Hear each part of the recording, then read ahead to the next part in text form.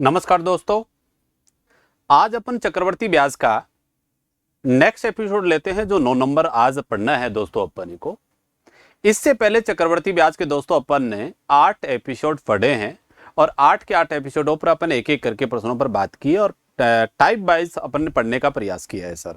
आज इस क्लास में बहुत महत्वपूर्ण चक्रवर्ती ब्याज के कुछ प्रश्न और लेंगे और कुछ बेसिक जानकारियां चक्रवर्ती ब्याज की आपको स्टार्टिंग पॉइंट पर मैं आपको दे चुका हूं कि भैया प्रश्न किस प्रकार के पेपर में पूछे जाएंगे और आपको किस प्रकार के प्रश्नों को अटेम्प्ट करना है। ये बात आपको बहुत महत्वपूर्ण है और ये बात आपको ध्यान में रखना है। तो हमने इसी प्रकार का काम किया है ताकि विद्यार्थी इस बात को आसानी से समझ सके और अप्लाई इन चीजों को कर सके।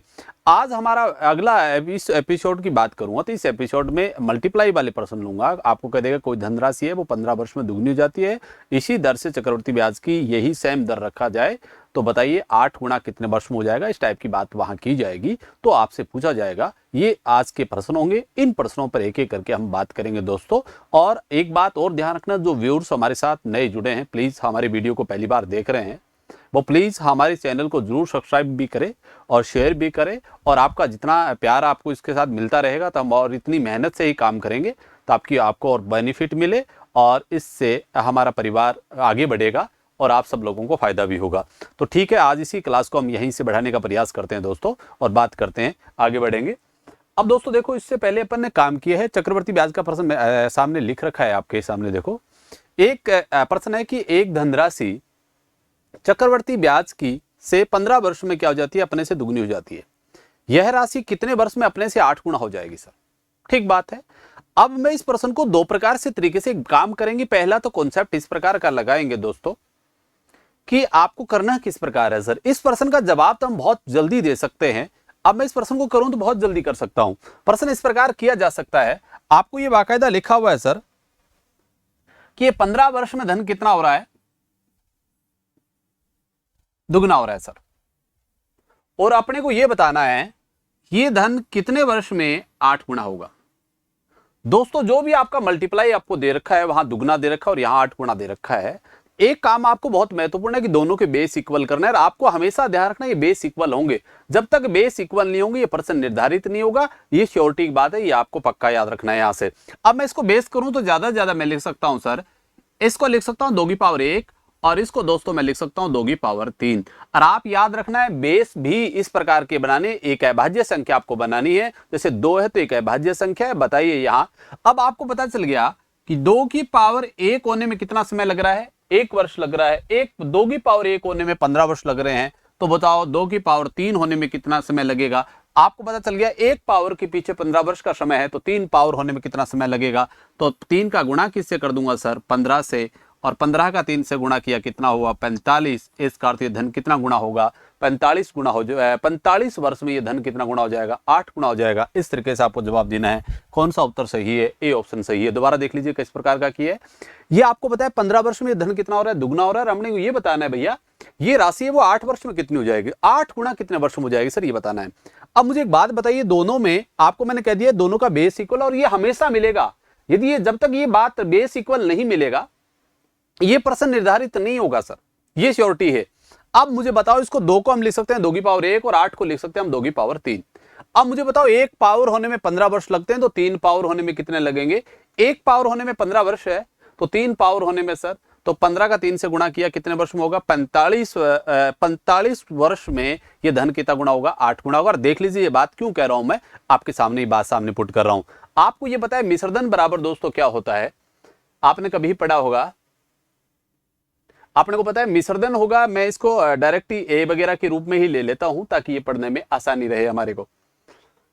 अब देखो प्रश्न बाकायदा लिख रखा है पहले, मिश्रधन का अमाउंट का सूत्र हमने पढ़ा है वो ये होता है 1 प्लस दर बट्टा 100 और पावर कितने लगा देंगे, समय।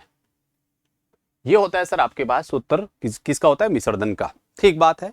अब पहले पार्ट में कह रहा है धर व सर दुगना हो रहा है। इसका अर्थ ये हुआ आपका मूलधन 1 रुपए है तो मिश्रधन आपका 2 रुपए हो रहा है। ठीक है, दर में इसको सेम लिख लेता हूं, दर बट्टा 100 और पावर कितने वर्ष में हो रहा है, 15 वर्ष में हो रहा है तो 15 ले लूंगा सर।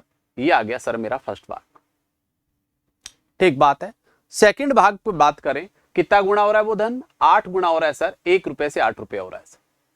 और 1 प्लस 10/100 और पावर क्या लगा देंगे, समय। ठीक बात है सर। ये आपका कौन सा पार्ट है, 2 नंबर आपका भाग है, ये बात आपको ध्यान में रखना है सर। अब मुझे एक बात बताओ सर, ये धन दुगना हो रहा है और यहां धन कितना गुना हो रहा है, 8 गुना हो रहा है। क्लियर बात है ना, ये बात आपको विशेषतः ध्यान में रखना है। अब एक बात बताइए, हमने छोटी कक्षाओं में बहुत बिल्कुल इसको आसानी से पढ़ा है, वहां में एक बात बताई गई थी कि किसी भी प्रश्न में 2 वैल्यू एक साथ निकालना संभव नहीं है, हम निकाल भी नहीं सकेंगे, निकाल तभी सकेंगे जब कोई विशेष स्थिति वहां बने, विशेष कंडीशन वहां बने।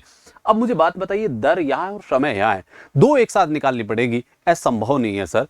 इसलिए मैं एक काम कर सकता हूं, इसमें से 2 की वैल्यू निकाल सकता हूं क्या, 2, क्योंकि मेरे पास 2 की वैल्यू है, 2 की जगह मैं क्या लिख सकता हूं, एक का कोई महत्व नहीं है, लिख सकता हूं 1 प्लस 10/100 की पावर 15 लिख सकता हूं। तो इसको मैं ऐसे लिख सकता हूं क्या, 2 की पावर 3, और दोस्तों इसको लिख देता हूं 1 प्लस 10/100 और पावर कितनी लिख दूंगा, पावर समय है तो समय लिख दूंगा यहां से, क्योंकि अपने को इस पर लिखना है तो समय लिख देंगे सर। ठीक है, ये आ गया सर।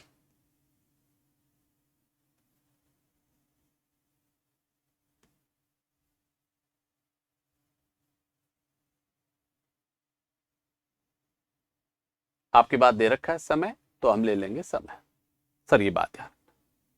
ठीक है, अब मुझे एक बात बताओ, अब यहां दे रखा है 2 की पावर 3, 2 की वैल्यू क्या है यहां से निकालें सर। 2 की जगह हम लिख सकते हैं 1 प्लस 10/100 और पावर लिख सकता हूं 15, और पूरे पर पावर कितनी हो जाएगी सर, 3, बराबर क्या आ जाएगा 1 प्लस 10/100 और पावर क्या है, समय।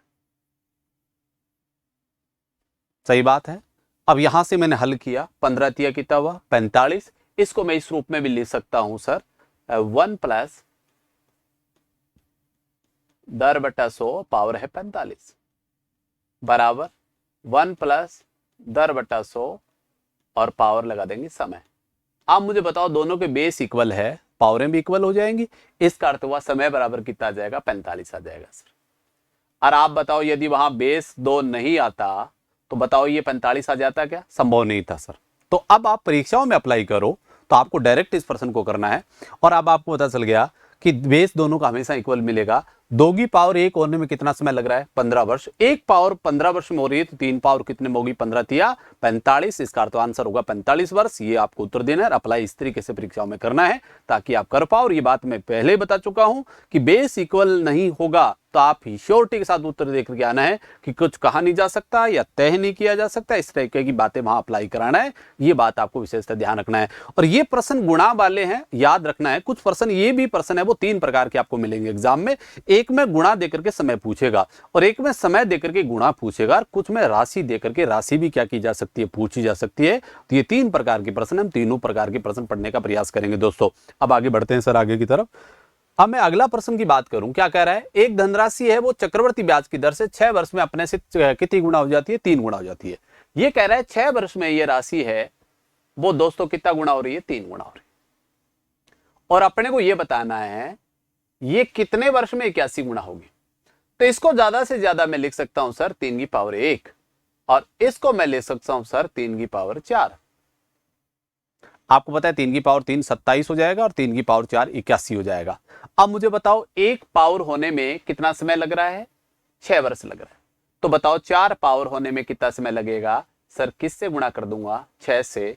6 चौका कितना हो जाएगा, 24। इसका अर्थ हुआ कितना समय देना पड़ेगा, 24 साल बाद ये राशि है वो कितनी हो जाएगी आपकी, 81 गुना हो जाएगी। आंसर आ गया 24। इसका अर्थ हुआ कौन सा उत्तर सही है आपका, डी ऑप्शन बिल्कुल सही है। इस तरीके से आपको जवाब देना है, ये आपके पास उत्तर आ जाएगा सर। इसी प्रकार सर हम बात करें नेक्स्ट क्वेश्चन की तरफ। कह रहा है एक धनराशि चक्रवर्ती ब्याज की दर से 5 वर्ष में अपने से 4 गुना हो जाती है।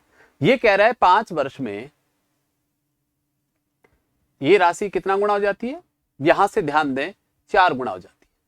अपने को ये बताना है ये राशि कितने वर्ष में 64 हो जाएगी। इसको मैं ले सकता हूं सर 2 की पावर 2, और इसको मैं ले सकता हूं 2 की पावर 6। सही बात है। 2 की पावर 2 होगा 4, 2 की पावर 3 होगा 8, 2 की पावर 4 होगा 16, 2 की पावर 5 32 और 2 की पावर 6 कितना होगा 64। अब मुझे बात बताओ 2 पावर होने में कितना समय लग रहा है? 5 वर्ष लग रहा है सर। तो मुझे बताओ 1 पावर होने में कितना समय लगेगा? 5/2 वर्ष। सही है। अपने को पावर कितनी करनी है? 6। तो 6 की वैल्यू कितनी होगी सर? 6 को गुणा किससे कर देंगे सर हम? 5/2 से।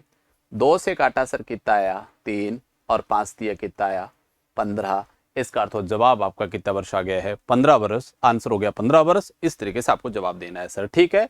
5 वर्ष में ये धन कितना गुणा हो रहा है? 4 गुणा हो रहा है। तो 4 को मैं लिख सकता हूं 2 की पावर 2 और 64 को दोस्तों मैं लिख सकता हूं 2 की पावर 6। अब आपको पता है 2 पावर होने में समय लग रहा है वो कितना वर्ष लग रहा है? 5 वर्ष लग रहा है। तो बताइए 1 पावर होने में कितना लगेगा? 5/2 वर्ष आ गया है। 1 की कीमत 5/2 आ गई है। हमें कीमत किसकी बतानी है सर? 6 की बतानी है कि 6 पावर होने में समय बताइए सर कितना वर्ष लगेगा? तो आपका जवाब होगा 15 वर्ष। इसका अर्थ धन कितने वर्ष में हो जाएगा? 15 वर्ष में हो जाएगा। इस तरीके से आपको काम करना है सर। नेक्स्ट प्रश्न पर बात करता हूं। फिर एक राशि चक्रवर्ती ब्याज की दर से 6 वर्ष में 2.5 गुना हो जाती है। वो अपने से क्या हो जाती है? 2 से ही 1/2 हो जाती है। इसका अर्थ हुआ कितने वर्ष में हो रही है सर? 6 वर्ष में कितना गुना हो रही है? ये हो रही है 2 से ही, तो ये बनेगी 4 और 1 5/2 गुना। सही बात है। और यह राशि 18 वर्ष में अपने से कितनी गुना हो जाएगी ये बताना है सर। ठीक है। अब कितने वर्ष में? 18 वर्ष। क्लियर है। अब दोस्तों एक बात पता ही है, आपकी बार समय दे रखा है, गुणा आपसे क्या किया गया है? पूछा गया है सर कि बताइए कितना गुना हो जाएगी ये राशि। एक बात आप सोचो कि इसको ज्यादा से ज्यादा मैं लिख सकता हूं सर, किसी भी संख्या की ज्यादा से ज्यादा इसको लिखूं तो क्या लिख सकता हूं? 2 की पावर 1। ठीक बात है, आपको पता चल गया होगा। और एक बात बताओ, 1 पावर की वैल्यू कितनी है? 6 है। और आपको पता है दूसरे की वैल्यू निकालनी है तो आपको पता चल जाएगा इस पर जो भी पावर होती है उसको किससे गुणा किया जाता है? 1 से गुणा किया जाएगा तभी तो 18 आएगा। अब मुझे बताओ 18 किससे गुणा करूं कि 18 बन जाए? तो आपको पता है यहां कितना रखना पड़ेगा? 3। भैया 3 रखेंगे तो 3 का रखेंगे तो 6 कितना हो जाएगा? 18 हो जाएगा सर। आपको पता है 1 पावर होने में कितना समय लग रहा है? 6 वर्ष लग रहा है। और आपको यह पता है, और एक और काम कर लेना सर, जितना 1 पावर की वैल्यू का समय कितना है? 6 वर्ष है। 1 पावर कितने वर्ष में बढ़ती है? 6 वर्ष में बढ़ती है। तो 18 वर्ष में कितनी पावर बनेगी? 3 पावर बनेगी। दोनों के बेस क्या आने? इक्वल आने सर। यहां क्या है? 5/2। तो यहां भी क्या है? 5/2। दोनों जगह सेम आएगा, कोई फर्क नहीं पड़ेगा इस बात का। तो ये बात आपको विशेषता ध्यान में रखना है सर। अब मुझे बात बताइए सर, ये बात क्लियर हो गई है। इसको मैं क्या लिख दूंगा? 125 और इसको मैं क्या लिख दूंगा? 8। इसका अर्थ ये धन कितना गुणा हो जाएगा सर? 125/8, क्योंकि 5 की पावर 3 125 होगा और 2 की पावर 3 होगा वो 8 होगा। इसका अर्थ धन कितना हो जाएगा? 125/8 गुणा। जवाब है वो कौन सा सही हो जाएगा? सी उत्तर आपका बिल्कुल सही है। इस तरीके से आपको जवाब देना है। ये बात आपको विशेषता ध्यान में रखना है। आगे क्या करके ऐसी प्रश्न को आप देखो, 2 प्रकार के प्रश्न हमने पढ़ लिए हैं सर। एक में पहले में गुणा देकर के समय पूछ रहा था और दूसरे में हमने समय देकर के हमने क्या पूछा था? गुणा पूछा था। आपको पता चल गया 1 पावर की वैल्यू आपको निकालनी है। 1 पावर 6 वर्ष में हो रही थी तो आपको पता है 18 वर्ष में कितनी पावर बनेगी? 3 बनेगी। तो उसका बेस है, उस पर पावर 3 लगा दीजिए, वो राशि आपके पास आ जाएगी। आगे क्या करें? 12,000 रुपए एक धनराशि व चक्रवर्ती ब्याज की 5 वर्ष में दुगनी हो जाती है।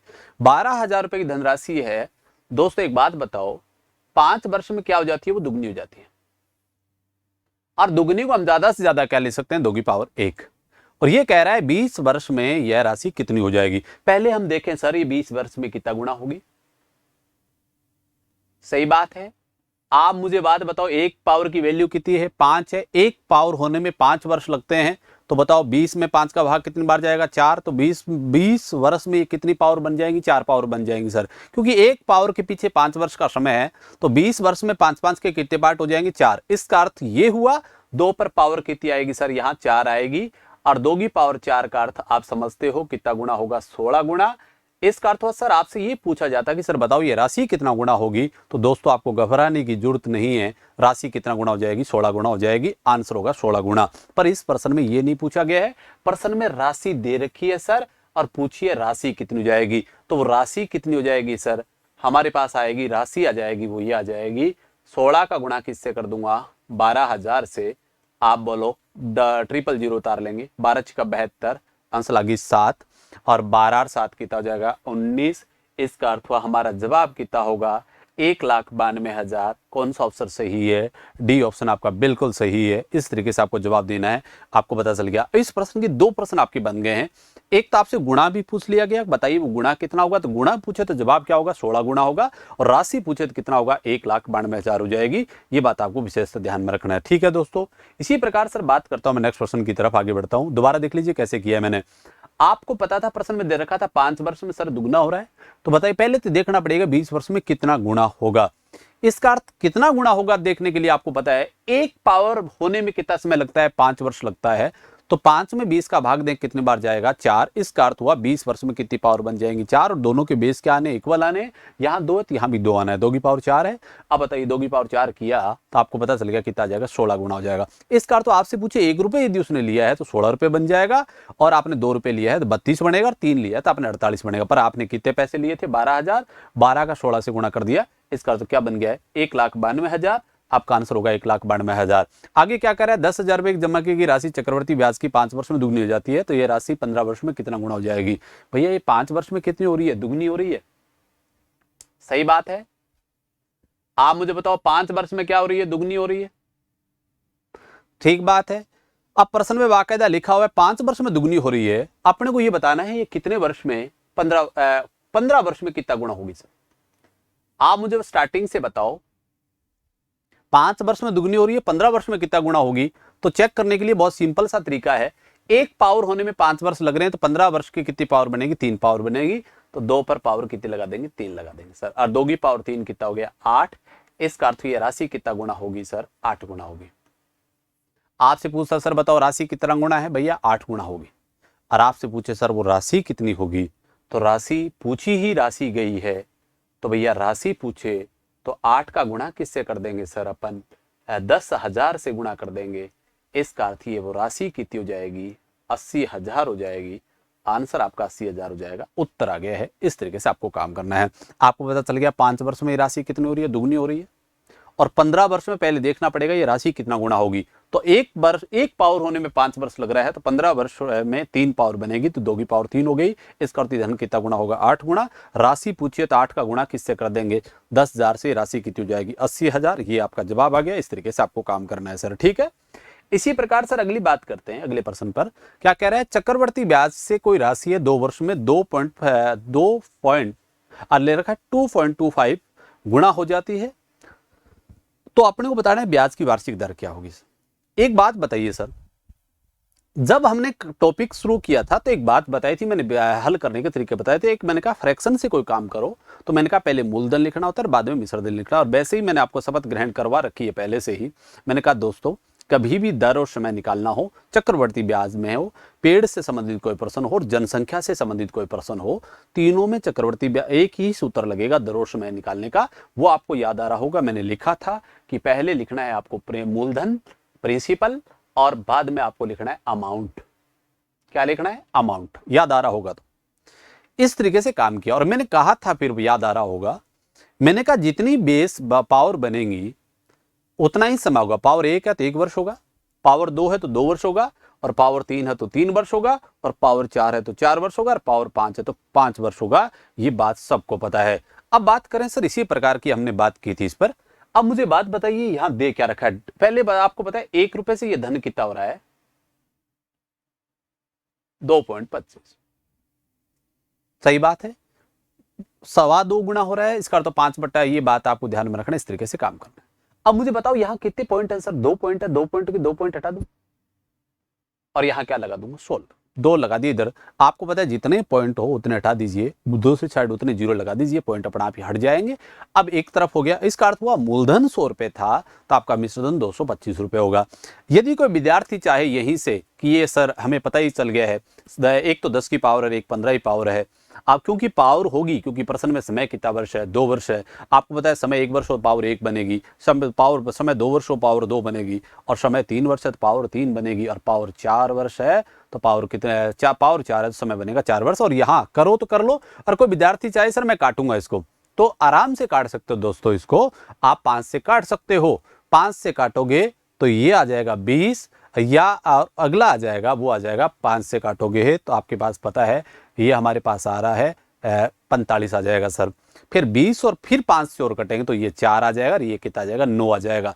काट सकते हो, नहीं काटना चाहे कोई विद्यार्थी कोई फर्क नहीं पड़ेगा, क्योंकि प्रश्न को सिद्ध कर दीजिए। समय कितना है, 2 वर्ष है, तो पावर बननी है। ये किसकी पावर है, 10 की पावर 2 और ये 215 की पावर 2। इसका अर्थ हुआ टाइमिंग सिद्ध हो गया है। टाइमिंग कितना वर्ष हो गया, 2 वर्ष हो गया। अब दर बतानी है। अब मुझे बताओ 10 वाला धन कितना हो रहा है, 11 हो रहा है। पहले साल 10 वाला 15, 10 वाला 15 ही हुआ होगा, 10 15 हुआ है, सॉरी। अब मुझे बात बताइए सर, यहां कितना ब्याज बना है, 5 रुपए बना है, और किस पर बना है, 10 पे। और दर में बदलने के लिए गुणा किससे कर देंगे, 100 से। 1 से काट दिया है सर, दर कितने परसेंट बन गई है, 50%। जवाब आपका 50% आ गया। और आप याद रखना, कोई विद्यार्थी काट करके करेगा तो भी 2 रुपए वाला धन 3 बनेगा, 1 रुपए ब्याज बनेगा, 2 पर फिर भी दर कितनी आएगी, 50% आएगी, कोई फर्क नहीं पड़ेगा। एक ही बात है दोस्तों, ये बात ध्यान रखना है आपको। पता चल गया होगा आपको, आराम से काम करना है, कोई दिक्कत नहीं आएगी। मुझे पता है आराम से पढ़ोगे इस टॉपिक को तो बहुत ईजी है, बहुत आसानी से आप काम करोगे। आपको पता चल गया मूलधन 100 रुपए है तो मिश्र धन आपका 225 रुपए होगा। क्यों, मैंने किया क्या, 1 रुपए वाले धन को कितना माना, 2.25 माना है। पॉइंट हटा करके इधर क्या लगा दिया, 0, तो ये बन गया 100, ये बन गया 225।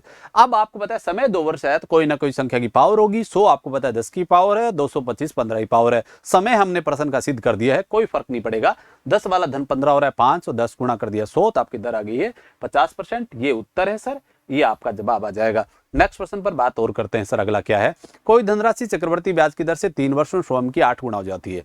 कह रहा है 3 वर्ष में कितना गुना हो जाती है, 8 गुना हो जाती है। तो ब्याज की दर बताओ क्या होगी सर। इसका अर्थ वही तरीका लगाएंगे, पहले क्या लिखेंगे, मूलधन, और बाद में क्या लिखेंगे दोस्तों, मिश्र धन। आप मुझे बताओ 1 वाला धन कितना हो रहा है, 8 गुना होने का अर्थ आप समझते हो कि 1 रुपए से 8 रुपए हो रहा है सर। क्लियर है। अब दोस्तों एक बात बताइए मुझे, बहुत ईजी है, बहुत आसानी से काम कर सकते हो। ये पावर किसकी है सर, इसको मैं ज्यादा से ज्यादा कोई भी संख्या, क्योंकि समय कितना वर्ष है, 3 वर्ष है, तो निश्चित तौर पर पावर कितनी बननी है, 3 बननी है। 1 पर कितनी पावर लगा दीजिए, कोई फर्क नहीं पड़ेगा संख्या का। तो क्या लिख सकता हूं, 1 की पावर 3, और 8 को लिख सकता हूं दोस्तों मैं 2 की पावर 3। बताइए हमने समय सिद्ध कर दिया ना, बिल्कुल समय सिद्ध हो गया है। अब दर पूछिए सर, 1 वाला धन कितना हो रहा है, 2 रुपए हो रहा है, 1 रुपए ब्याज है, किस पर है, 1 पे है, गुणा में क्या लगा देंगे 100। इसका अर्थ हुआ दर कितने परसेंट हो गई है, 100% है। आपका उत्तर आ गया 100%। इसका अर्थ हुआ कौन सा ऑप्शन सही है, सी ऑप्शन आपका बिल्कुल सही है। इस तरीके से काम करना है, ये बात आप दोस्तों ध्यान में रखना है, ठीक है। अब नेक्स्ट प्रश्न पर एक बार फिर बात करते हैं। क्या है, कोई धनराशि चक्रवर्ती ब्याज की दर से 4 वर्ष में बढ़कर के 16 गुना हो जाती है। ये कह रहा है सर, ये 4 वर्ष में बढ़ करके है वो कितना गुना हो जाती है, 16 गुना हो जाती है। 1 रुपए से 16 रुपए हो जाती है सर। अब दर बतानी है क्या होगी। एक बात बताओ दोस्तों, समय कितना वर्ष है, 4 वर्ष है ना, तो कोई ना कोई संख्या की पावर क्या मिलेगी, 4 मिलेगी। मैं 1 को लिख सकता हूं 1 की पावर 4 दोस्तों, और 16 को मैं लिख सकता हूं 2 की पावर 4। बात तो फाइनल हुई। क्यों पावर 4 बनाई है सर, क्योंकि प्रश्न में समय कितना वर्ष है, 4 वर्ष है सर, ये बाकायदा लिखा हुआ है सर। ठीक बात है। अब मुझे बताओ 1 वाला धन कितना हो रहा है, 2, 1 रुपए ब्याज है, किस पर है, 1 पे है, गुणा में क्या है 100। आपकी दर कितने परसेंट आ जाएगी सर, 100%। यही उत्तर है, ये आपका जवाब होगा। ये इस तरीके से आपको काम करना है। दर आपकी कितनी आ गई है, 100%। यही उत्तर है, यह जवाब होगा। ये बहुत आसानी से काम कर सकते हो। मुझे उम्मीद है कि आपने बहुत अच्छे से इस चीज को समझा होगा। नेक्स्ट प्रश्न पर बात करते हैं। 5000 रुपए की धनराशि 2 वर्ष के चक्रवर्ती ब्याज और साधारण ब्याज का अंतर 72 रुपए, तो ब्याज की दर क्या होगी सर। अब सर हमें दर निकालने का तरीका एक बार आ गया। एक दर निकालने का तरीका ये भी है, पर सर एक बात बताओ, यहां दर निकल नहीं पाएगी इस तरीके से, तो क्योंकि पहले इसमें मूलधन चाहिए था और बाद में क्या चाहिए था, मिश्र धन। अब मुझे बताओ, आपके पास मूलधन तो है पर आपके पास ब्याज नहीं है, यहां ब्याज में अंतर दे रखा है सर। तो हम कैसे निकालें कि हमारी दर आ जाए। तो एक बात याद रखना, जब समय 2 वर्ष हो तो आप इस सूत्र का प्रयोग करके इसको काम कर सकते हो। याद रखना है, इस सूत्र का 2 वर्ष का हो तो आप ध्यान रखना, डायरेक्ट ही मैं आपको मूलधन निकालने का सूत्र बता रहा हूं। मूलधन बराबर होता है दोस्तों अंतर गुणा 10,000 बटा दर की स्क्वायर। क्या होगा, अंतर गुणा 10,000 बटा दर की स्क्वायर, और समय आ जाए 3 वर्ष। तो इसके साथ कुछ नहीं लगाना है, यहां लिखना है 300 बटा 100 प्लस दर, बस कोई फर्क नहीं आएगा, यही उत्तर आएगा। कोई यहां से चेक करना है, बस यही बात कर लेना। अंतर गुणा 10,000 बटा क्या आएगा, दर स्क्वायर। अब मुझे बताइए यहां मूलधन कितना है, 5,000, तो लिख दीजिए 5,000। सही है। अंतर कितना है सर? यहाँ 72 रुपए लिख दीजिए, 72 गुणा में क्या है सर? 10,000 है, और बटा में क्या है सर? दर की स्क्वायर। आप काटो तो काट सकते हो सर, मैं इसको काटूं तो मुझे बताओ 5,000 से काटा तो 5 दूनी 10,000 कट गया है। अब यहां तो बचा है 1, और यहां बचा है 72 का डबल किया तो 144, और बटा में बची है दर की स्क्वायर। आर स्क्वायर लिख दूं, कोई फर्क नहीं पड़ेगा। अब तो आर स्क्वायर का 1 से गुणा करें तो क्या बनेगा? आर स्क्वायर बराबर कितना आ गया दोस्तों? 144। तो केवल आर बराबर कितना आ जाएगा? आपको पता चल गया कितनी आएगी? 12। इसका अर्थ हुआ दर कितने परसेंट होगी दोस्तों? 12% हो जाएगी। यही उत्तर है, यही आपका क्या है? जवाब है। अब आप याद रखना है, आप कहीं लगा सकते हो सर सूत्र को, कहीं प्रश्न में अंतर दे रखा हो, दर दे रखी हो, तो आर आपको मूलधन निकालना हो और आपको समय दे रखा हो, देखो समय भी है, अंतर भी है और दर भी है। अब आपको पता चल गया, फिक्स 2 वर्ष के लिए मैंने सूत्र लिखा दिया है, मूलधन बराबर होता है अंतर गुणा 10,000 बटा दर की स्क्वायर। अब इसमें वैल्यू जो भी दे रखी है रख दीजिए, हमें केवल दर की वैल्यू चाहिए, तो दर हम बता सकते हैं। इसका अर्थ दर कितने परसेंट आ जाएगी? 12%। इस तरीके से आपको काम करना है सर। अब मैं नेक्स्ट क्वेश्चन पर बात करता हूं, क्या है? 15,000 रुपए की धनराशि 2 वर्ष के लिए चक्रवर्ती ब्याज पर और साधारण ब्याज का अंतर है वो 96 रुपए है, तो ब्याज की दर क्या होगी? अब दोस्तों वही प्रश्न है, सूत्र आपको मैंने अभी लिखा है। सूत्र क्या है दोस्तों? 2 वर्ष के लिए फिक्स सूत्र हमने लिख रखा है, मूलधन बराबर क्या होता है दोस्तों? अंतर गुणा 10,000 बटा दर की स्क्वायर। अब मुझे बताइए, यहां है वो मूलधन कितना है? 15,000। अंतर कितना है यहां? 96। और गुणा में क्या लिखोगे सर? 10,000। और बटा में क्या लिखोगे? दर स्क्वायर। दर स्क्वायर को मैं लिख देता हूं आर स्क्वायर। कोई बात नहीं है, लिख दोगे आराम से। अब बताइए, 3 0 से 3 0 गायब। अब मैं यहां से 5 से काटूं दोस्तों, 3 आया, और 5 से काटा तो 2 आया। अब 3 से काटा 32 आया, 32 दिया 96। अब बचा क्या है? यहां 1, और यहां बचा है 64, और यहां बचा है आर स्क्वायर। तो आर स्क्वायर का 1 से गुणा करें, क्या होगा? R square 64। तो आर बराबर कितना आ गया? 8%। इसका अर्थ आपकी दर आएगी वो कितने परसेंट आ जाएगी? 8% आ जाएगी सर। इस तरीके से अप्लाई करना है, ये उत्तर है, ये आपका जवाब होगा दोस्तों। इस तरीके से कोई भी प्रश्न आपके सामने हो, बहुत इजी वे में और बहुत आसानी से आप हल कर सकते हो। अब आपको पता है, मुझे उम्मीद है कि ये प्रश्न आप बहुत अच्छे से कर लोगे। ये बात आपको विशेषतः ध्यान में रखना है। तो दर कितने परसेंट आ जाएगी? 8% आ जाएगा। इस प्रश्न का उत्तर होगा 8%। अब दोस्तों अपन ने इस ध्यान रखना, इस क्लास में 3 प्रकार के प्रश्न पढ़ने का प्रयास किया है। वैसे मुख्यतः आपको ध्यान में रखने वाली बात यह है, पहला प्रश्न तो वो था जिसमें गुणा दे रखा था और समय आपसे पूछा जा रहा था। सेकंड दोस्तों प्रश्न हमने वो पढ़ा था जिसमें गुणा, आपको समय देकर के गुणा पूछा जा रहा था कि समय दे देगा और कई बार गुणा पूछ लेगा। और थर्ड प्रश्न वो था जिसमें राशि दे रखी थी और आपसे केवल राशि पूछी जा रही थी कि राशि क्या होगी। तो हमारा पहला टारगेट था, हम गुणा देख रहे थे, और फिर दोस्तों हम क्या देख रहे थे? राशि देख रहे थे कि भैया वो राशि कितनी होगी। ठीक बात है। इसके बाद दोस्तों अपन ने आगे बढ़ाई क्लास को और एक और महत्वपूर्ण बात पर काम किया था। और एक बात और बता रखी है दोस्तों, मैंने आपको ध्यान में रखना है कि यहाँ बेस बहुत जरूरी है इक्वल करने। जब तक बेस इक्वल नहीं होंगे ये प्रश्न आपका हल नहीं होगा, निर्धारित नहीं होगा। ये बात आपको ध्यान रखना है। और बेस भी मैंने बता दिया है, आपको हमेशा हमेशा एक अभाज्य संख्या बनानी है। जब तक आप अभाज्य संख्या नहीं बनाओगे तब तक ये संख्या आपकी हल नहीं होगा प्रश्न, और प्रश्न गलत होने की संभावना हो सकती है दोस्तों। ये बात आपको विशेषता ध्यान रखना है। अब प्रश्न करने का तरीका मैंने बता रखा है, और मैंने बेसिक तरीका भी अप्लाई किया है सर, ताकि वो आपको समझने में दिक्कत नहीं आए। तो आप प्लीज़ बेसिक भी आना चाहिए। और एक बात आप कॉन्सेप्ट में आज ही बता देता हूँ, मैथ्स पढ़ने का और सीखने का एक बहुत आसान तरीका यही है कि आप जो चीज़ें आपको पढ़ाई जा रही है उनकी प्रैक्टिस में लीजिए। आप जितना अभ्यास करोगे, प्रैक्टिस करोगे, प्रैक्टिस ही मैथ्स का एक तोड़ है जिससे आप आसानी से इसको तोड़ सकते हो, निकाल सकते हो बाहर। और मैथ्स यदि आपको बहुत ईजी वे में आने लग गया है तो रीजनिंग इसके साथ अपने आप आने लग जाएगी। मैथ्स और रीजनिंग कॉम्बिनेशन आपके पास बन गया है तो आप कोई भी मैथ्स और रीजनिंग की, आप कोई भी एसएससी वैकेंसी देखिए, दिल्ली पुलिस है, आज आपको पता है दिल्ली पुलिस के बारे में सरकार ने फिर विज्ञापन दे दिया है एसएससी ने कि एग्जाम नवंबर या दिसंबर में होना है, सितंबर में आपकी फॉर्म आ जाएंगे फिक्स। अब आपको पता चल गया कि हमारी सब चीज़ें आपके पास है, शेड्यूल आपके पास है, चीज़ें आपके पास है। अब तैयारी आप अपने रूप में दीजिए और आप ईमानदारी से यदि तैयारी करोगे तो एग्जाम को आराम से फाइट कर सकते हो, क्योंकि अभी भी आपके पास क्या है, 5 से 6 महीने का समय बचा हुआ है और परीक्षा तक तो आप तैयारी करना शुरू कर दीजिए ताकि आप आराम से इस परीक्षा को पास कर पाएं। अब इसी प्रकार कड़ी में आगे बढ़ेंगे, नेक्स्ट क्लास की तरफ जाएंगे दोस्तों अपन।